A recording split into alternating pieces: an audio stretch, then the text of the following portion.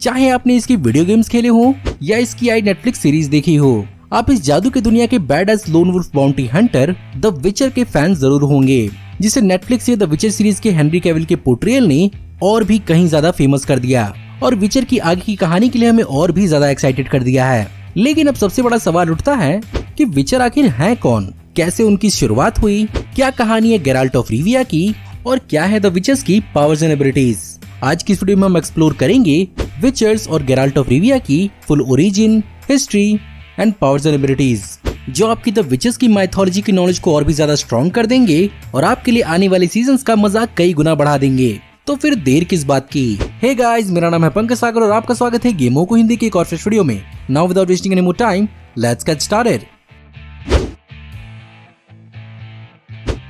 The विचर की कहानी बेसिकली बेस्ड है इसी नाम की नॉवेल सीरीज पर, जो 90s के समय के दौरान पब्लिश हुई थी और इसे पोलिश ऑथर आंद्रे सप्कोवस्की ने लिखा था। और नेटफ्लिक्स की सीरीज आने से पहले विचर की पॉपुलैरिटी का सबसे बड़ा कारण इस पर आई CD प्रोजेक्ट रेड की 3 धमाकेदार विचर गेम्स थी। लेकिन वहीं पर नेटफ्लिक्स ने इस शो को अपने बुक के सोर्स मटेरियल पर ही ज्यादातर मॉडल किया है, जो बेसिकली फोकस करती है विचर्स की कहानी और द कॉन्टिनेंट नाम के फिक्शनल लोकेशन और उसकी पॉलिटिक्स के ऊपर। लेकिन अब सबसे बड़ा सवाल उठता है कि विचर होते क्या हैं? वेल, विचर्स कोई स्पेसिफिक बीइंग्स या क्रीचर्स को नहीं कहते, बल्कि ये प्रोफेशन है जिसके अंदर द विचर्स पैसों या बाउंटीज के बदले कई सारे जादुई खतरनाक जीव, भूत प्रेत और आत्माओं को या तो खत्म करते हैं या उन्हें काबू करते हैं। लेकिन हर कोई विचर बन जाए ये इतना भी आसान नहीं है, क्योंकि विचर बनने के लिए बहुत ही कड़ी ट्रेनिंग लेनी पड़ती है और इस ट्रेनिंग को कराते हैं कई प्रकार के अलग अलग विचर स्कूल्स, जो स्टूडेंट्स को अपने अलग अलग स्पेसिफिक फॉर्म्स में माहिर तो करते ही हैं,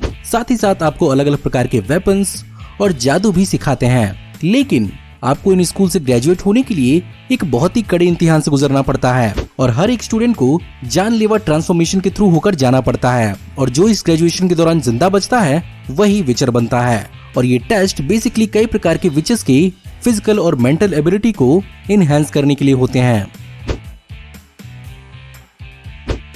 लेकिन इन विचर्स और विचर स्कूल्स की शुरुआत हुई कैसे? वेल, इसकी भी अपनी एक बहुत ही इंटरेस्टिंग कहानी है, जहाँ पर इनकी ओरिजिन बेसिकली द कॉन्टिनेंट नाम की जगह से जुड़ी हुई है, जो वैसे तो एल्व्स की जगह होती है, लेकिन एक वक्त आता है जब इंसान यहाँ पर कॉलोनाइज करना शुरू करते हैं और इसके नॉर्दर्न हिस्से में बसना शुरू करते हैं। लेकिन ये इलाका इंसानों के लिए बहुत ज्यादा खतरनाक होता है, क्योंकि यहाँ पर बहुत सारे अजीबोगरीब, जादुई और खतरनाक जीव होते हैं और इन्हीं से निपटने के लिए 10वीं शताब्दी में द कॉन्टिनेंट के कई सारे नॉर्दर्न राज्यों के राजा मिलकर अपना खुद का एक version of super soldier program शुरू करते हैं, जिसमें वो अपने राज्यों के मेज यानी मजिशियंस को ऑर्डर देते हैं कि वो दूसरे मजिशियंस के साथ मिलकर एक ऐसे मैजिकल नाइट्स को क्रिएट करें जो इन बीइंग से निपट पाएं। वेल, यहाँ पर सारे के सारे मेज अपने राजाओं का ऑर्डर फॉलो करते हैं और कुछ एडल्ट ह्यूमन सोल्जर्स पर एक्सपेरिमेंट करके कुछ विचर्स को क्रिएट करते हैं। लेकिन ये उतने खास नहीं होते जितना इनसे एक्सपेक्ट किया गया था और ये एक्सपेरिमेंट बेसिकली एक फेल साबित होता है,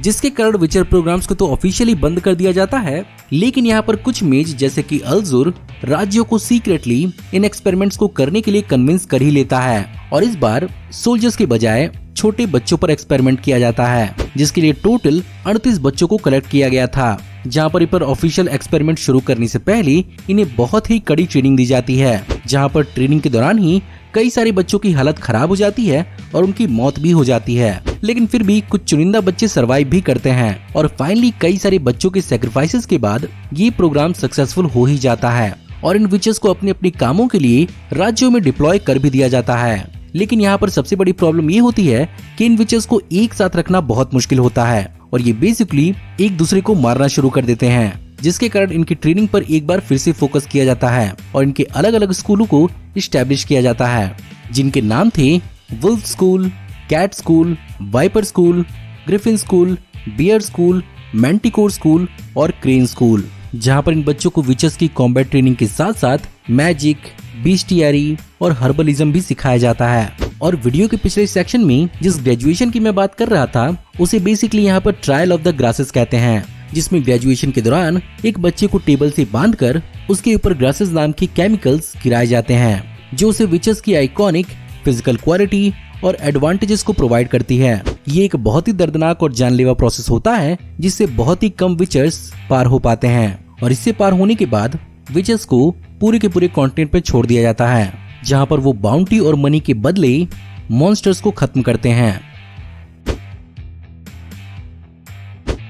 अब सबसे बड़ा सवाल उठता है कि इन सब में गेराल्ट ऑफ रिविया की कहानी कहाँ है। गेराल्ट ऑफ रिविया की कहानी 13वीं शताब्दी के विचेस स्कूल्स के स्टैब्लिश होने के बाद शुरू हुई थी, जो बेसिकली एक जादूगरनी विसेना और कोरिन नाम के वॉरियर का बेटा होता है, और बहुत ही कम उम्र में गेराल्ट को उसकी माँ स्कूल ऑफ वुल्फ में छोड़कर चली आती है, जहाँ पर उसे उसका गुरु वेजमिर द वाइस उसे बहुत कड़ी ट्रेनिंग देता है, और यहीं पर उसे अपना फेमस और आइकॉनिक नाम गेराल्ट ऑफ रिविया मिलता है। लेकिन यहाँ पर सबसे हैरानी की बात यह है कि गेराल्ट रिविया से बिलोंग तक नहीं करता, फिर भी उसे ये नाम दिया गया है, क्योंकि इसका सबसे बड़ा रीजन ये है कि गेराल्ट इनिशियली अपना पूरा नाम Geralt Roger Eric du Haute Bellegarde रखता है। अब इतना लंबा चौड़ा जबड़ा तोड़ नाम सुनकर गेराल्ट के टीचर वेजमिर उससे कहते हैं कि बेटा तुम रहने दो और ये चाकू लो और इसे मैप पर किसी जगह पर फेंको, और गेराल्ट की चाकू रिविया पर आकर गिरती है, जिसके कारण उसे गेराल्ट ऑफ रिविया कहा जाने लगा। गेराल्ट ऑब्वियसली दूसरे बच्चों से काफी ज्यादा अलग था, जहाँ पर उसने ट्रेल ऑफ ग्रासेस को तो पास किया ही, साथ ही साथ उसके सहने की क्षमता के कारण उस पर एडिशनल म्यूटेशन भी की गई। इसी के साइड इफेक्ट की वजह से उसके बाल तक सफेद हो गए, और उसे रेगुलर विचेस के हिसाब से भी कई मामलों में बहुत ज्यादा पावर मिली, और अपनी स्कूल के ग्रेजुएशन के बाद वो अपने घोड़े रोज के साथ बाकी विचेस की तरह मॉन्स्टर हंटर का काम करने लगा।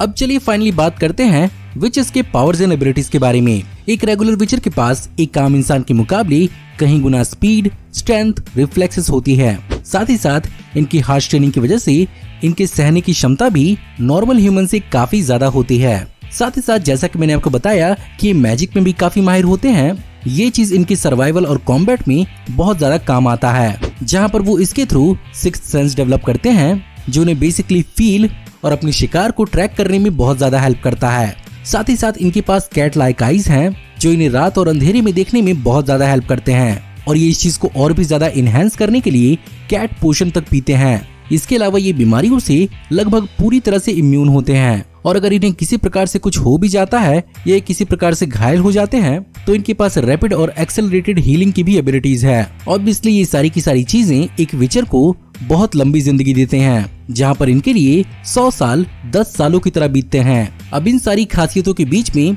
कुछ कमियां भी हैं, जिनमें से एक सबसे बड़ी कमी है विचर्स अगर रोमांटिक रिलेशनशिप डेवलप करते हैं तो वो अपनी सारी की सारी खूबियां अपने बच्चों में ट्रांसफर नहीं कर सकते, और उनके बच्चे नॉर्मल ही पैदा होते हैं। इसके अलावा हर एक विचर मिनिमम 2 स्वॉर्ड्स अपने साथ रखता है, जिनमें एक होती है स्टील की स्वॉर्ड और एक होती है सिल्वर की स्वॉर्ड। जहाँ पर ये स्टील स्वॉर्ड का इस्तेमाल नॉर्मल एनिमी से निपटने के लिए करते हैं, वहीं पर सिल्वर स्वॉर्ड को ये सिल्वर सेंसिटिव क्रीचर पर इस्तेमाल करते हैं। इसके ऊपर से कॉम्बैट में मैजिक का तो इस्तेमाल करते ही हैं, साथ ही साथ इन्हें हर्बलिज्म की बहुत अच्छी खासी नॉलेज है, जो इन्हें बेसिकली अलग अलग प्रकार के पोशंस और दवाइयों को बनाने में बहुत ज्यादा हेल्प करती है। साथ ही साथ इनके पास एक बहुत गहरा नॉलेज है बिस्टियारी का, जिसके कारण इनके पास हर प्रकार के जंगली और जादुई जीवों का नॉलेज भी है, और साथ ही साथ ये उनकी कमजोरियों को भी अच्छे समझते हैं।